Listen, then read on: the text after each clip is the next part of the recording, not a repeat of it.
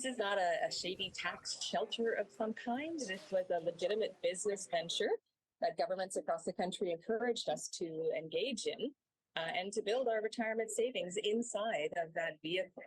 Canadian doctors have hard questions about how changes to the capital gains tax inclusion rate will affect their retirement planning.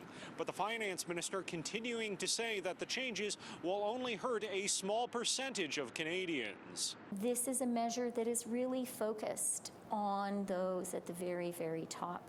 We've introduced a tier, so you only start paying more as an individual after the first $250,000 of capital gains. For a couple, that's $500,000 of capital gains.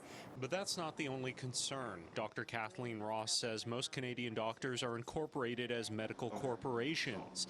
The corporation takes in fees, pays costs and salaries for doctors and staff. But excess funds can be invested by the corporation. Dr. Ross says decades ago, provinces encouraged doctors to use their medical corporations this way in lieu of increasing doctor fees. As corporations, half of trading profits were taxed as capital gains, but after June 25th, 2/3 will be taxed. If I was a young physician coming in to set up practice in Canada, I'd be really seriously concerned about the taxation implications. And I do think that we need to have a hard look and discussion about what that means for our healthcare system when we can't attract new family doctors in particular to set up practice. And when doctors retire or quit, the business needs to be wound down.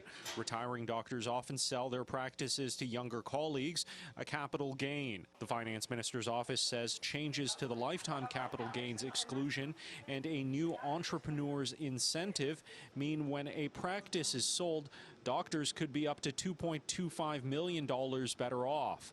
Dr. Ross doesn't see it that way. To now retroactively go back and tax those retirement savings, that's a hard pill to swallow, and certainly is a disincentive for us to continue to add to the productivity of Canada. In Ottawa, Shaoli Lee, City News.